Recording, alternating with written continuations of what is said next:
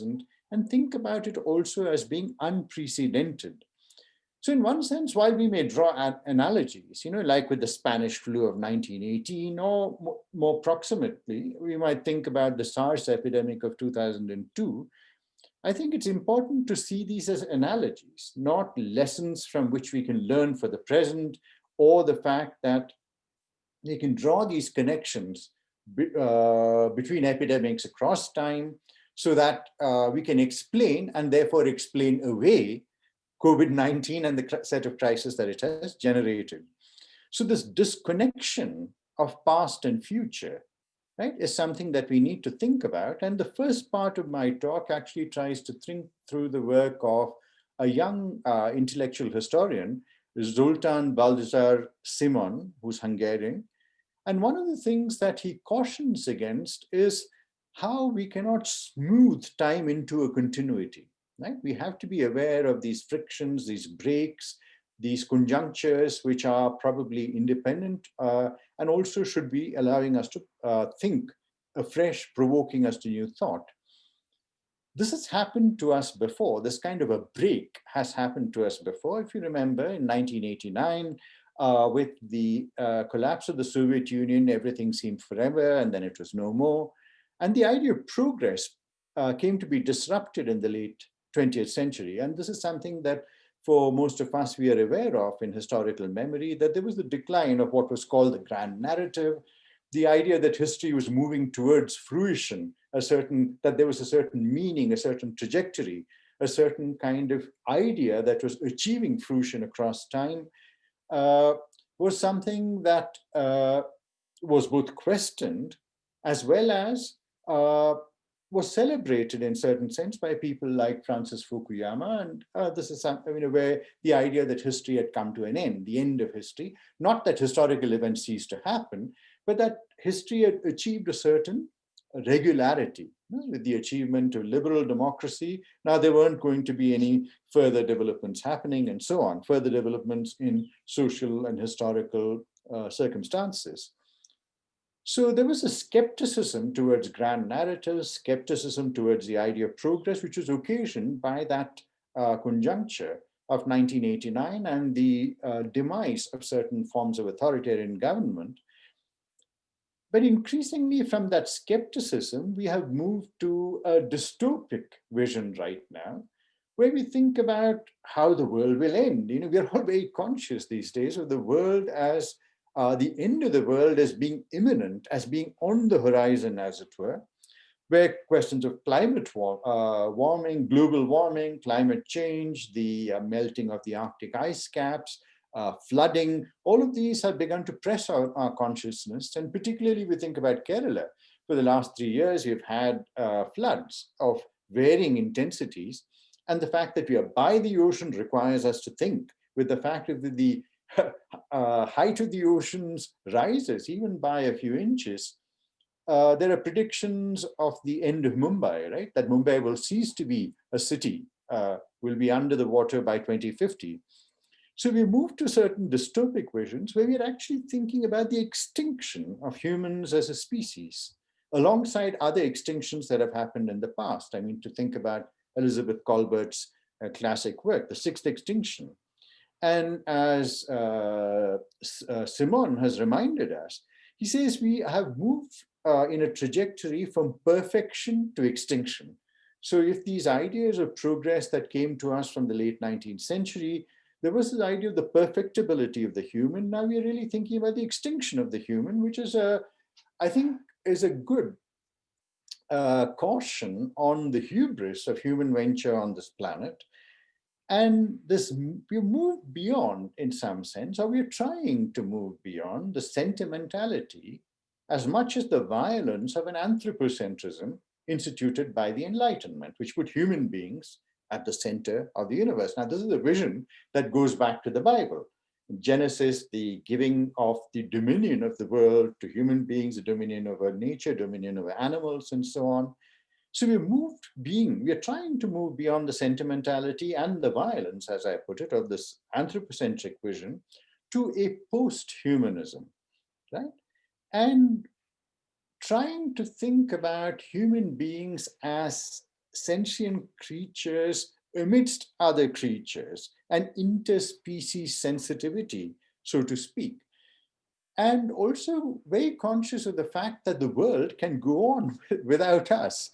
One of the most startling examples of this was in David Attenborough's newest edition on the Planet, where he looked at Chernobyl. Right? Chernobyl, you have a space called the zone where no human life is possible, but nature flourishes. Right? So 1986 was when the nuclear explosion happened, the explosion of the nuclear reactor happened. And now you have a flourishing of animals in the zone, including formerly extinct species that had become extinct due to the actions of human beings on the environment and so on and so forth. So post-humanism, decentering the human from the center of the narrative, has also become a more exigent issue when you think about the fact of the virus, right? Right now, our lives on the planet are controlled by something we cannot see, right? But which is in us, which leaps from one body to the other, and has indeed leapt from animal bodies to human bodies, thinking with zoonosis, for example, of viruses moving between animals and humans, which has become increasingly a feature of our present life. And this has to do with human actions on the environment, human expansion. So if you think about, for example, the 2002 virus, which originated in Guangdong, the present virus, the COVID-19 from Wuhan, we had Ebola earlier in the Democratic Republic of Congo. All of these have involved human expansion, and unlimited, unregulated human expansion into areas where humans are now encountering, pressing on the forests and so on, encountering viral hotspots, right? Which or these small zones within which viruses flourish, which then make the transition from those hotspots onto animals, onto humans. We have had these reports in the media of the eating of pangolins, for example, of the changes in diet, the destruction of the environment, a whole set of issues where we're becoming conscious of the fact that human actions actually provoke certain forces and allow for invisible elements like the virus to then begin to control the ways in which we think and live in the world. So earlier, if you're thinking about the Spanish conquest of Mexico, for example, we had the famous ecological historian Alfred Crosby speak about ecological imperialism. But there, the idea was that of human beings entering these previously protected zones and carrying within them diseases which certain populations, native indigenous populations, were not protected from. So you had the largest devastation of human life happening in South America and places like Peru and so on, and Mexico, where it was the carrying of diseases like smallpox, venereal disease by humans, which actually created the decimation of populations. Right now, we're thinking about interspecies relationships, humans, animals, viruses. And this is something that is a phenomenon where we have to think about the subject of history, which was human earlier, that we might have to think about a subject of history that is not human, right? So if you're thinking about the virus, placing the virus at the center of our thought, we have to think differently. Now, some of you may have seen or heard of the Malayalam film Virus, at the end of which speaks about the Nipah virus, which is circulated through fruit bats. And at the end of the film is the beginning, so to speak, where a human being walking along a forest road encounters a bat lying on the road. In an act of empathy and compassion, he lifts up the bat and places it in a tree branch to protect it from being trampled. And it's in that act of empathy that the rest of the story unfolds as the virus leaps from the bat onto the human who infects other humans and so on. So this interspecies relationship, the question of who is the subject of history or what is to be the subject of history, all of these have become very important questions for us. To return to Zoltan Simon's proposition, there are two propositions I'd like to leave before you. One is the idea of that he puts forward of what he calls the post-past, right? By which he means that we need to think with an idea of the disconnectedness of past, present, and future. That we have to think about the fact that the present creates certain circumstances which are not in a seamless flow of time originating from the past, and this inflects a future which is still unknowable, right? And we have to, secondly, recognize that there is an untamed novelty, as he puts it, to the present, that we have to recognize the chaos of the present before domesticating it into the domain of sense, which is what the social sciences are about, to explain, therefore to explain away, so to speak. Having said that, to move on to another point, and this is the question of history, the question of the subject of history, the question of the disconnectedness of past, present, and future. How do we think with the new? That was the first cluster of questions. The second one is that when we encounter crises of this kind, we tend to usually go back to things that we have read earlier, and we go back to different sets of readings, different paradigms, depending upon our predilections. And so I began rereading Foucault's Discipline and Punish, published in 1995 in the previous century, where he discusses the idea of the plague and the idea of the plague being met by the idea of order. So if the plague represents a disorder of some kind, the state and forms of administration, forms of governmentality, forms of pastoral care arise in order to tame this confusion, as it were. And interestingly, if you think about the whole ways in which the state then increases its forms of surveillance and control over populations, what is interesting about the present conjuncture is that we have had a voluntary surrender to governmentality at present, right? So if you think about what we are required to do as individuals, largely across the globe, people are subjecting themselves to the dictates of government, to the medicalization of politics, as the philosopher Esposito has put it, that the government is now administering a medical regime, right? So there's been a medicalization of politics, and we accept it. And we accept a whole set of decrees, regulations, and so on and so forth. If you think back to another point, like the 1895 plague in Bombay, right, in Maharashtra during the colonial period, every measure taken by the colonial government was attended by resistance. And so you have the first political assassination, for example, happening in the city of Pune, where the plague commissioner W.G. Rand is assassinated for the measures that are taken by the colonial government, which are seen as interfering in custom, in social mores, in the private spaces of Indians, and so on. What we have right now is a rather placid, compliant, acquiescent population on the whole. And that's something worth thinking about, as also the fact of two neologisms which have been coined by the journal The Economist, where they speak about two features of governmentality at present.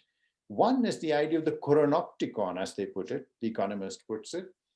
You're familiar with the idea of the Panopticon, the Benthamite notion which Foucault speaks about, a place of surveillance from which all is visible. So if you think about a prison and a central tower, all the activities of the prisoners are visible from one central point.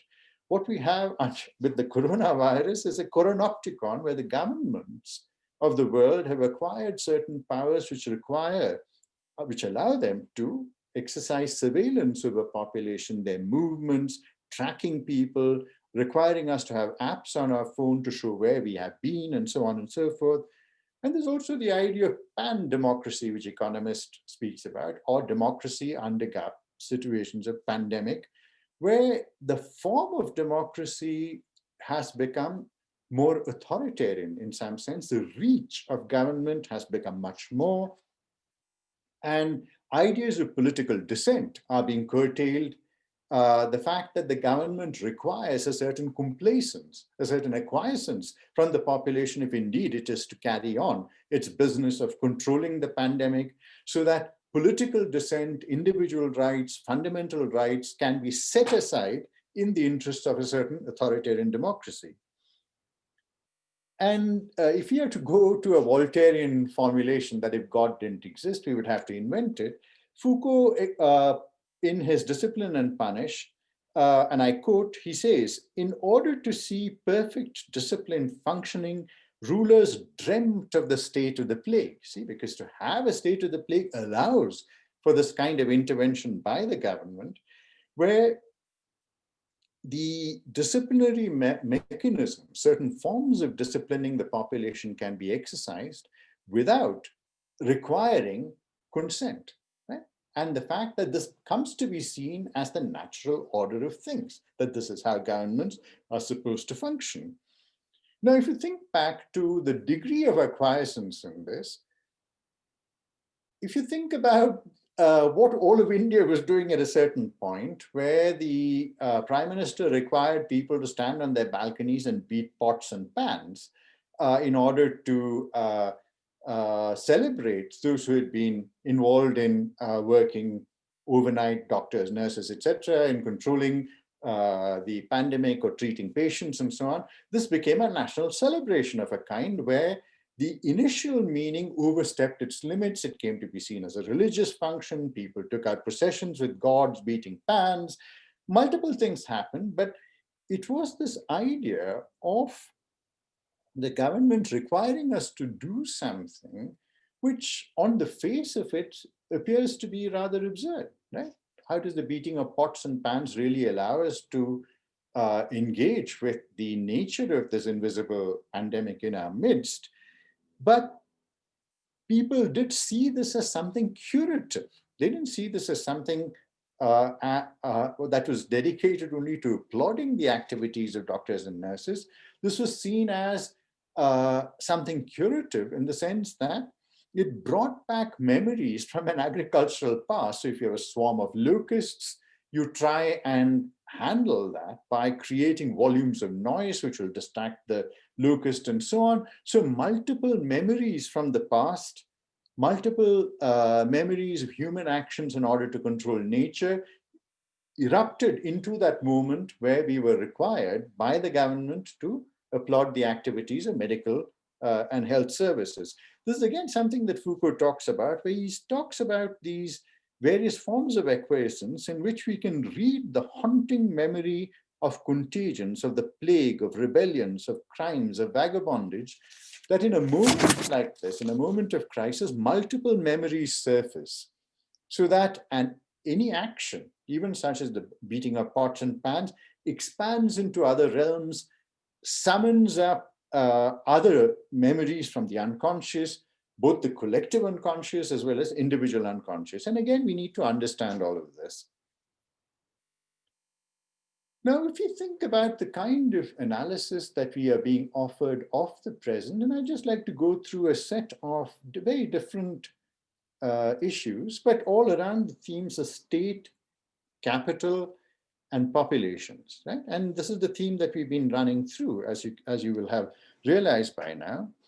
Naomi Klein in May 2020 spoke of the new screen deal. I mean, this is a kind of pun that she was invoking, because if you remember, one of the ways in which the Great Depression was dealt with in the United States of America was through the New Deal of Franklin Delano Roosevelt. She speaks about this as the new screen deal, which bears echoes of the Panopticon argument, the idea of surveillance, an idea of a no-touch future, right? So if you think about the one thing that is interdicted in our present situation, it's about touch, right? Touch is something that allows for the transmission of the virus. So increasingly within the space of technology, the idea of a no-touch future has emerged, where we're thinking about a humanless, contactless technology.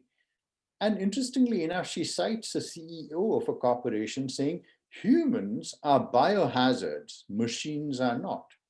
And this is another dimension to the idea of posthumanism that I spoke about earlier, right? Humans are the problem here, right?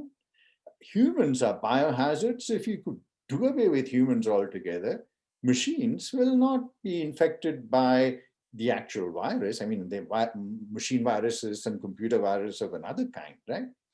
So this question of humans being the biohazards is one issue that has come centrally, which also displaces the human as the center. The human becomes the threat to humanity, right? The human is not at the center of a humanistic discourse. The other thing that we need to think about are the various boundaries that we had created, the various binaries that we had created about home and work, work and leisure, offices versus domestic space, and so on and so forth, which have been disrupted. So, for example, we are forever at work, right? I mean, if you think about it, you are in my home right now in South Africa. My work is not being done in seclusion in an office space where I'm working with my books in and my particular room in which I work in my office. Now my work is located in the world is in my home, my work can be done at any point. It's 11 a.m. right now, it's already halfway in the, through into the afternoon, so we're working rather like people who used to work at the height of the outsourcing phenomenon, where people in India worked according to American times or Australian times and so on, all of which was in some sense aberrant at that point and has now become the normal, or as the phrase goes, which we love to use now, it's a new normal. Right? These distinctions of space and time are getting hugely confused. They run one into the other. And it's a future that is also run on home delivery, right? I mean, home delivery meant that you had a space at work. And then when you got home, you got things delivered at home. Now everything is happening at home. So if you think about the two companies that both Amazon and Jeff Bezos and Apple, for the first time in human history, you have had Jeff Bezos' personal wealth. He's the first trillionaire in human history.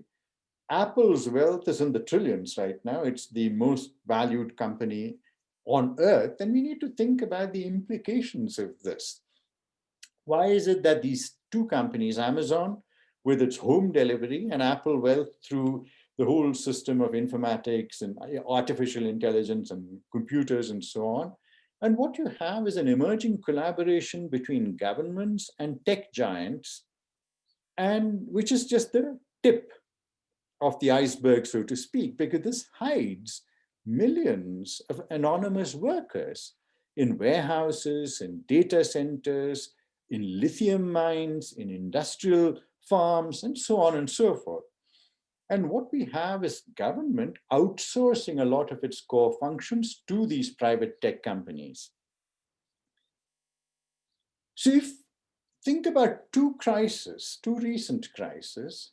One was the crisis of 2008, the financial crisis, where we had financial capitalism, which again was like the virus, invisible, right? It, very, very few people really understood what was going on during the 2008 crisis. There was a trading in debt, right? It wasn't even a trading in assets. Debt had become an asset. And the subprime mortgage crisis, multiple things which were not really tangible, right? And the crisis of financial capitalism, and now, right now, we have the emergence of what Shoshana Zuboff has called surveillance capitalism, where there's the commodification of personal data for profit making, the idea of big data. And again, in a pun, she puts it as big other versus big brother, so to speak, right? So this commodification of personal data, thinking back to the wealth of Amazon and Apple and so on. And what is interesting here is that now how do we think about the relation between state and capital, right? So if you think about 2008 and the present, one of the ideas that conditions the way in which we think about the world is that of the neoliberal state and of neoliberalism, a present conjuncture in the history of capitalism, where the idea is that there is minimal government, everything is being left to the market, and so on and so forth. Most of the cliches that we know, which I don't need to spell out about what neoliberalism means to us. But if you think about 2008, one of the fundamental things that we saw happen was the state working closely with financial capital. One of the significant features of the resolution of the crisis was quantitative easing, where there was the issuing of money, right? For example, in the United States, where the state came to the rescue of capital. State and capital worked in close conjuncture. In 2022, we see a similar thing happening at various levels. So, for example, if one is to think about what is happening right now with the great abandonment of labor, we've seen how as soon as lockdown was declared, we saw the huge and massive exodus of labor from the cities, right, in moving in an east-west direction back to places like Bihar, UP, and so on, from Maharashtra and Delhi and elsewhere. And the abandonment of labor, where the state basically gave up, right, any idea of care or pastoral care and nurture and so on. And what you have seen subsequently in, for example, with the government in Uttar Pradesh, is the repeal of almost 35 labor laws. Right? So if and when labor returns to work, it will return in a hugely disadvantaged way. And because state and capital will work together in order to ensure that the economy is back on its feet, back on the rails, back on the tracks, whatever the phrase one uses. So the abandonment of labor without wages will be followed by the reabsorption of labor at lower wages, with lesser concern for safety, with greater restrictions on trade unionization, and so on and so forth. So when you talk about a neoliberalism and the neoliberal state, I think we need to qualify this argument, because the state is central. And the state is intervening in all aspects of human life. It's happening in benevolent ways. For example, in Germany, where during the COVID crisis been the finest hour, so to speak, of the German state, where they have experimented with forms of cash transfer to the poorer and indigent, support for artists and musicians and so on, people who have been at the receiving end of the fact that there can't be large audiences. And there's a reversion to a form of the welfare state. Right? I mean, there's a reversion to forms of the welfare state in an era of seemingly a neoliberal paradigm. In the United States and in India, what we have seen is the state exercising forms of punitive. What we have seen are very, very punitive forms of law and order, where whether it is the Indian Prime Minister or Donald Trump, we have seen performativity over pastoralism. Right? Where you've had peacocks play a role, for example, in the ways in which the government seems to be handling the crisis, where it's about performativity, right? Rather than handling or setting up institutions of care and procedures for control. And interestingly, again, if you think about the fact of it's not only the USA and India, we've also had the phenomenon which needs further study as to who exactly are the people who have been dying during the COVID crisis. We know that older people have been dying. We know that people with underlying conditions have been dying. We also know that the deaths have moved along the fault lines of social and economic inequality. So large numbers of African Americans have died in the United States. In the UK, as that acronym goes, BAME, of minority ethnicity, Black and minority ethnicities. In India, we still have to know whether there's been a larger number of Dalits dying, larger number of poorer Muslims dying. We don't have the statistics as yet. But what we have is a large abandonment that has happened of the poor. So even as the state presents itself through this medicalization of politics, right, as providing structures of care, regulating relations between human beings, has also been what the philosopher Esposito has called a thanatopolitics, a politics of death, of letting people die, right? Of letting certain groups die. And this is something that we'll need to get back to.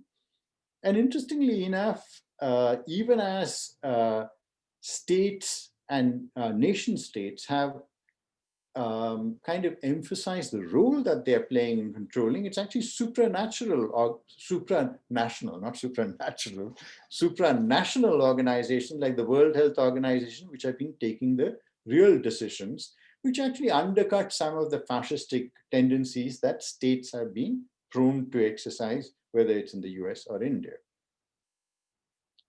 So to move on to another point, away from state capital, rethinking the idea of the neoliberal state and its withdrawal from politics and so on, to think about the social sciences more generally and the ways in which social sciences understands phenomena like the viral epidemic. Very often, because of our earlier anthropocentric humanities and the positioning of the rational human being at the heart of all discourse, there has been a tendency to provide an illusion of control in much of the discourse that we generate. There's in our representational aesthetic of the way we look at society and politics, this illusion of control has been dominant.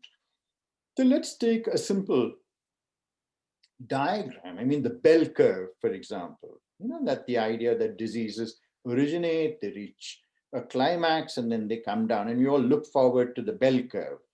And this is something that interestingly goes back to Ronald Ross, right, in the early 20th century, and the way he tracked the rise, the increase in the incidence of malaria and decline. Ronald Ross, as you know, got the Nobel Prize for his understanding of how malaria originated and was disseminated. So what we have here is possibly a dramaturgic form, right? So when we understand the social process, the idea of a climax, a catharsis, and a closure. Now, is the disease going to correspond to this image that we have of it, right? So we think about the bell-shaped curve. The bell-shaped curve is an analogy. It's not an explanation. Similarly, when we think about the phrases that we use, the search for patient zero, the idea of the first wave, the idea of the second wave, these are all literary, right? These are all images. They're not explanatory. In some sense, they are not analysis. They are ways in which we try to bring about order, the ways in which we try to bring about an illusion of control. And so Jeremy Green and Dora Varga, who have written about this, they call this the, when you think about this wave idea, you think about the flattening of the curve, you think about the bell-shaped curve, all of these ideas. They say it's a bit like the popcorn metaphor, that you have the period when you start heating the popcorn, there's a dormant period, nothing seems to happen. Then suddenly there is a profusion of activity as the corn pops, and then there is quiet as after all the corns have popped. And they say that this kind of ideas and ways in which we understand epidemics is very similar to describing, for example, COVID-19 is similar to the popping of popcorn. It doesn't allow us to understand the phenomenon. It merely provides an analogy. So are there natural laws then for the rhythms of epidemics? And it's not very clear that they are, right? That you can precisely track the growth and the development and the future occurrence and so on. And even now, the explanations that are given, the timeline for returning to normal, for example, that 60 to 80% of the population will develop immunity, these are figures. These are hopeful figures. They reflect both our anxieties as well as our desire for control. And it's very difficult to argue that there is a natural law of the ways in which epidemics originate and end. And again, this question of, is there a single decisive ending? So one of the things that we need to think about as social sciences is not to succumb to analogies, right? Analogies are merely aids to thinking, that we need to actually step aside from some of our habits of thinking acquired through our disciplinary procedures into thinking about the ways in which we're disciplined to think, which make us engage in such maneuvers. So, for example, when you think about another argument that has been made about how China has been very successful in once a crisis broke out in controlling it. Or, well, this is what we know. I mean, in terms of the news that comes out of China, and various people have been saying, well, China can do it. It's authoritarian, right? I mean, in democracies, it's very difficult to get people to, obey rules and regulations or subject themselves to forms of disciplinary procedures, which will contain the epidemic and so on. And this was an argument that keeps coming up, this confrontation between democracy and authoritarianism, and how under authoritarianism certain forms of control are possible, which is what allow for the control of illnesses. So with the so we go back to the time of the Soviet Union, a lot of the polio vaccine trials in the Soviet Union were successful, more successful than in Western Europe. The Sabin vaccine, for example, which was effective in Eastern Europe and Cuba, and arguments were made about this is about authoritarianism and the ways in which states can commandeer populations. But I think underlying this, we have to see what else is necessary. Mere authoritarianism would not lead to resolution of crisis. We are increasingly moving towards a certain kind of undemocratic authoritarianism in India. And it's not very clear that this is allowing a resolution of the medical or any other crisis for that matter. It can be argued that instead of authoritarianism, what we should be looking at is a kind of a triad of things. One, it's a powerful belief in one, a paternal state, certainly, but there has to be levels of biomedical research as well as the prevalence of socialized medicine. So we're thinking about public health systems, we're thinking about innovations in research, at the same time as there is a paternal state which sees itself as responsible for the care of populations. And these three have come together in China to a large extent, where the citizen expects that the state will provide in a time of crisis, or state will handle the crisis.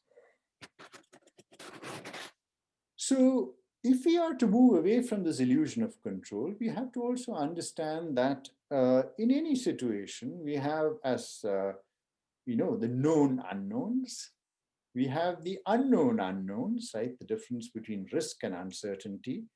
We also have the unthought unknowns, right? So when we are in a situation like with COVID-19, we're dealing with a situation where we are in the middle of an unprecedented situation, and mere analogies will not help us, nor merely looking to the past and say, well, we've had these epidemics in the past, this is the way these were handled, and that's the way we're going to handle them now.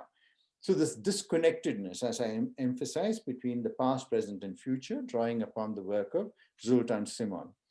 I think I have another 5 minutes to go. Is that right? How much time do I have left? Yes, you can have some like 5 minutes. Yeah, it's at 3:18 by my watch. Okay, so I started at around 11:10. Yeah, I'm coming up to around 40 minutes, I think. So yeah, I'll speak for 5 more minutes and then I'll close. I don't want to go on forever.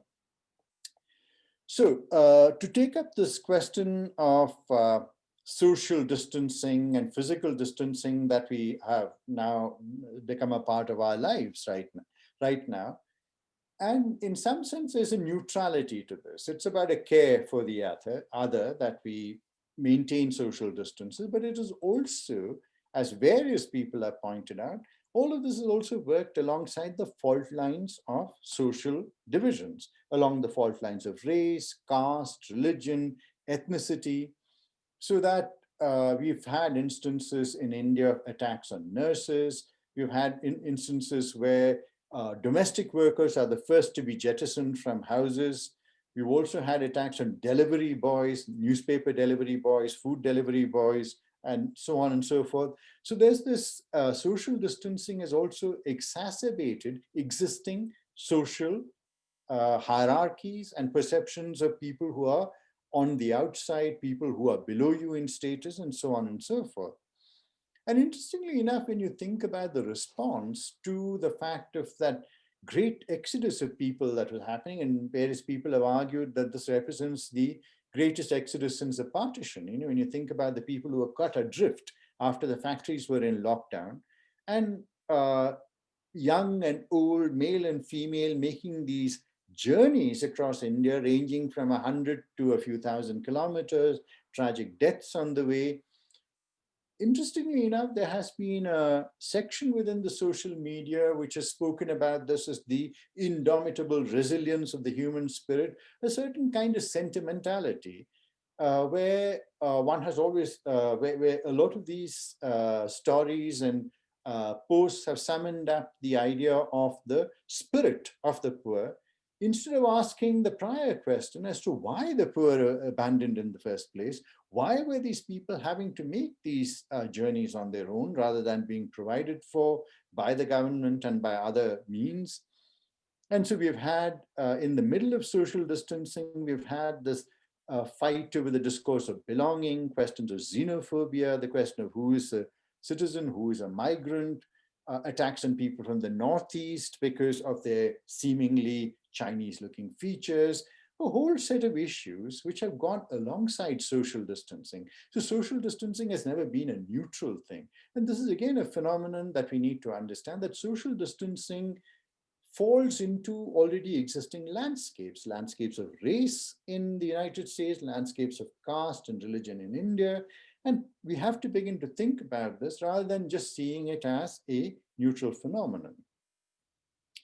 And apart from the practice of biopolitics, that is the governmental regulation of populations through a medicalized politics, which I mentioned, we have to think about individual lives, right? How are individual lives being affected? And we have had a whole range of issues in which we can think about moving away from biopolitics to biographies, as Didier Fassin puts it. Thinking about issues of domestic violence, thinking about the fact as this is something that has been circulating in the social media, that we're all not all in the same boat, we're all in the same ocean, but in different boats, you know. So the ways in which we have to understand the fault lines, the fractures in society.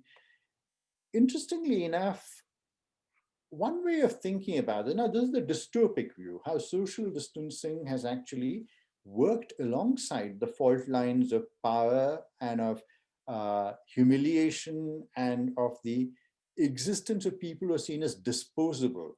Right? In India, we have the caste system. This is an idea that's been endemic, right? It's the other virus that afflicts Indian society, the virus of untouchability and of discrimination and so on and so forth. But interestingly enough, social distancing has also meant being responsible for the other, where you take upon yourself, right, the fact that you're responsible for somebody else. You don't wear a mask only to, prevent yourself from falling ill, but it's also to create a space within which you do not infect other people. It's a more sober idea of freedom.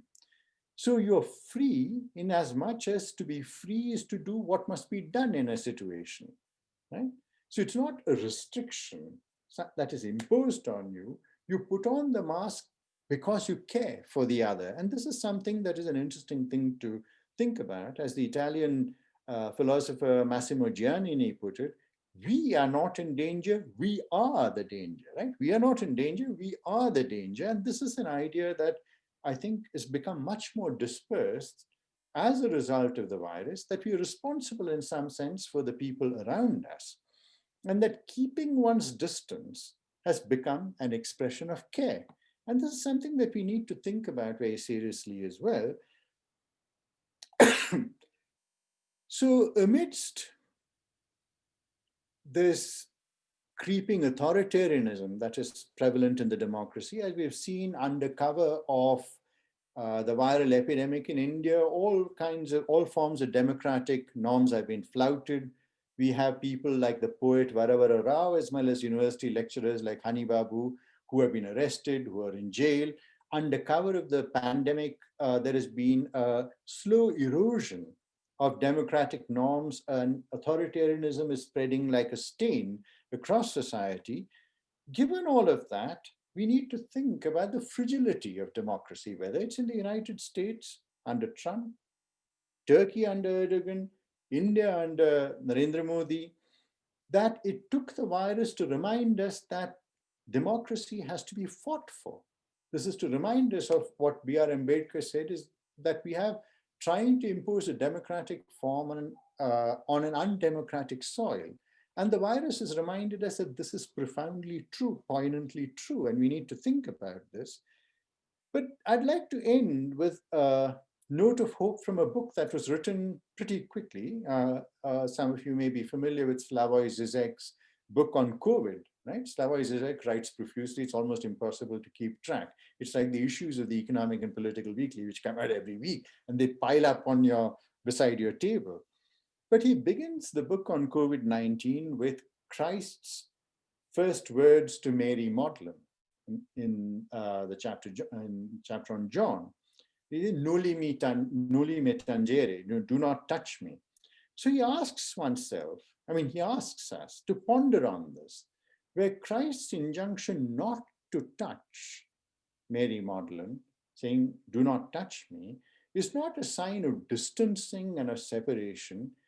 It's an invitation to think about a possibility of a connection and of a love and of a responsibility beyond tangibility, beyond touch. And this is something I think that we need to think about in this current period where we wear our masks, we're required to maintain distance, we cannot touch one another. That's not unusual in India, given that touch is so loaded with ideas of caste and so on. But this question, where we move beyond touch to a realm of affect, a realm of reaching out to another human being, that's something that we need to think about in this time. And I'll stop here. Thank you.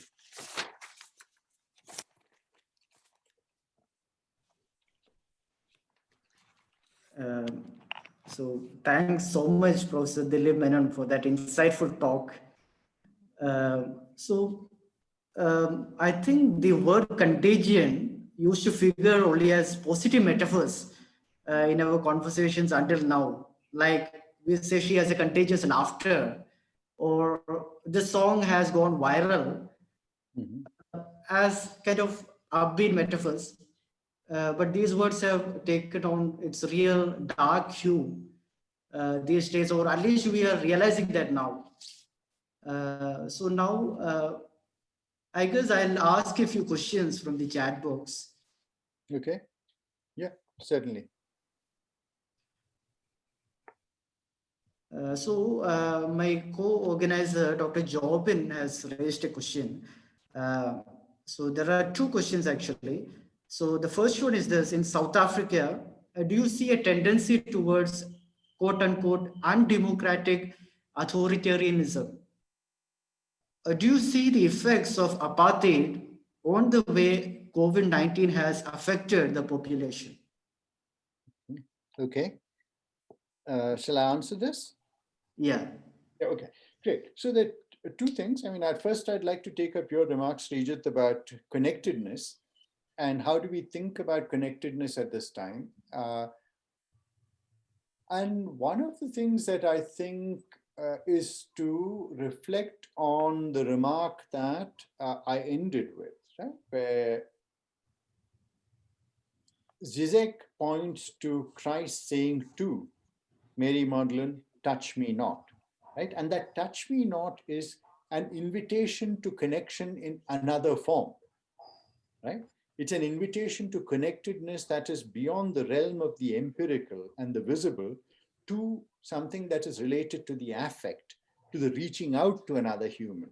So I think we have to ponder both of these, both the idea of something going viral, meaning acquiring a kind of spread, which allows it to transcend borders, transcend these small pockets of effectivity into a larger dimension. And at the same time, to think about ways in which newer forms of connectedness have to emerge. The second question, which has been raised by Jobin, is the question of how do we think about previous histories, social structures, and new forms like the virus? So untouchability and caste in India, the deeply racialized hierarchies of America, the legacy of apartheid in South Africa, and very often what instances like these crises, like the viral epidemic, reveal are the continuing hierarchies, the continuing inegalitarianism within our societies. So that whether it's in South Africa, we have seen large amount of police violence, as we've seen in India, right? That large numbers of poorer Black people have been put in prison. There's a whole economy of bribery and oppression that continues in the townships. And so in that sense, if you think about a worldwide phenomenon, forms of authoritarianism have increased, forms of discrimination have increased. But at the same time, when we talk about increase, we can also say that they have become evident. They've been made apparent, right? It's more evident to us right now that this is happening. So in that sense, both the question about authoritarianism as well as apartheid is a much broader question that we need to think about. What is it that the virus has revealed to us about the fundamental sickness in our society, the fundamentally unresolved questions of humiliation and indignity in our society, the fundamental fact of whose lives are seen as disposable in our society? To go back to what Esposito said, what are the forms of thanatopolitics, the politics of death that are practiced, whether it's in the US, in India, South Africa, or indeed Sweden, where they went in for herd immunity and large numbers of people died, right? In comparison to the other countries around them. Thank you. Thank you, Professor Dilip. Another question is by Sharanya S. Regarding medicalization of politics. Yes.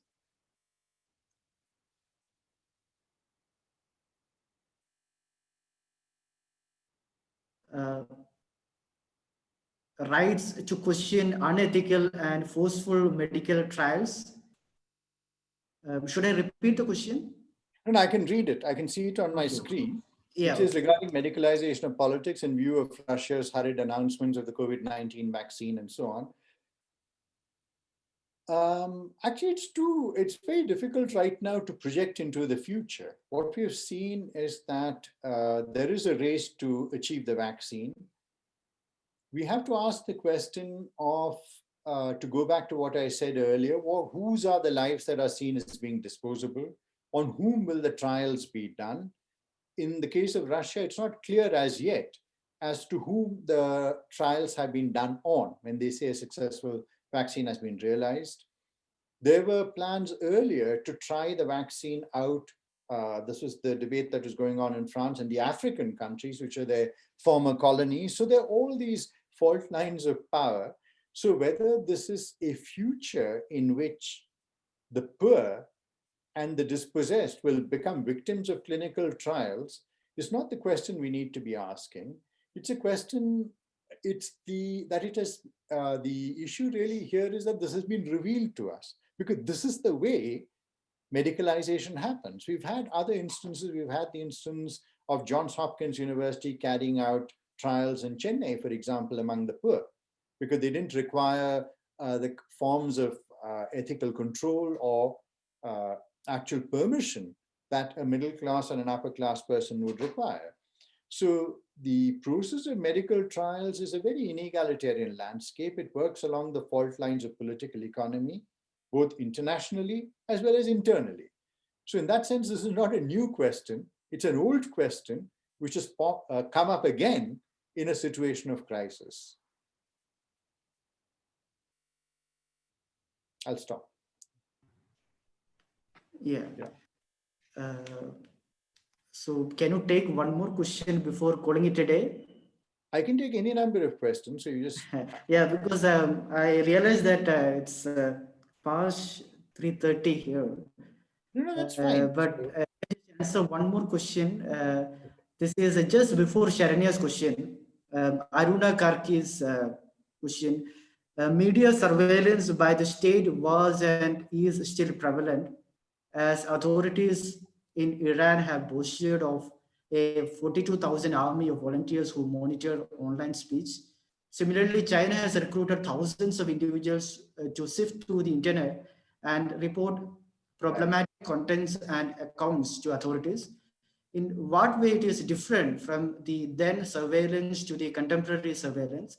Is it multiplied or made them easier to widen their surveillance access to other sectors as well? Yeah, actually, this is something that I mentioned as part of my talk, the idea of the Panopticon, which the economist's neologism, that forms of surveillance have certainly increased.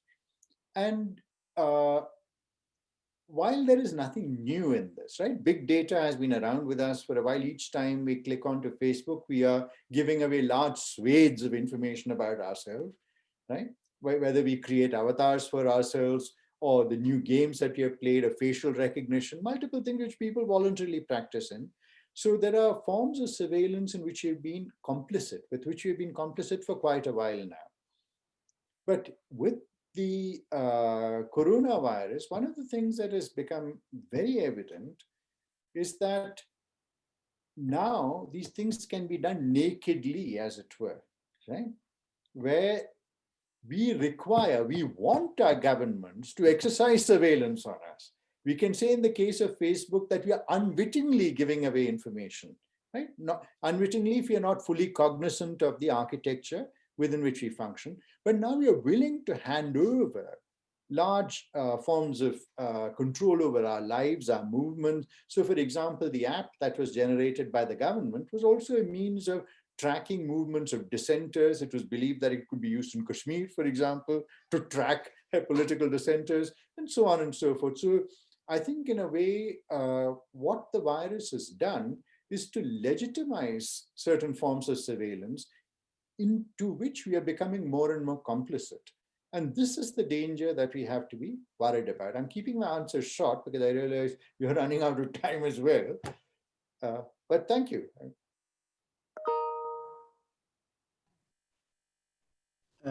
I guess we have to stop this because of the paucity of time. Absolutely. Absolutely. Yeah, Well, because thank we you have so much for having me, and thank you everyone for participating and listening in. Yeah, thanks once again for agreeing to be a part of this conference. It was great meeting you at least virtually and Yes. listening to your wonderful talk. Thank you. But this is the best way to meet under viral circumstances. We don't have to be near each other. Thank you. Right. Yeah. Bye-bye. So shall I disconnect right now? Yeah, please. Okay.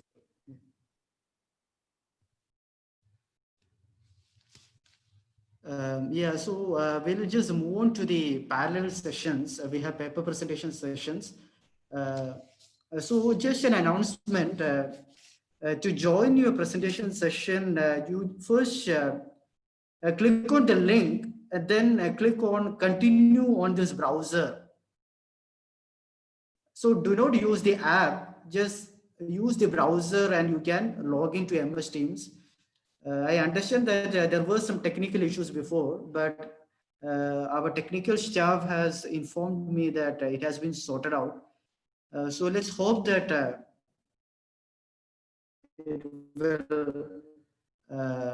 we can have a smooth session. Okay, so I'm just stopping this.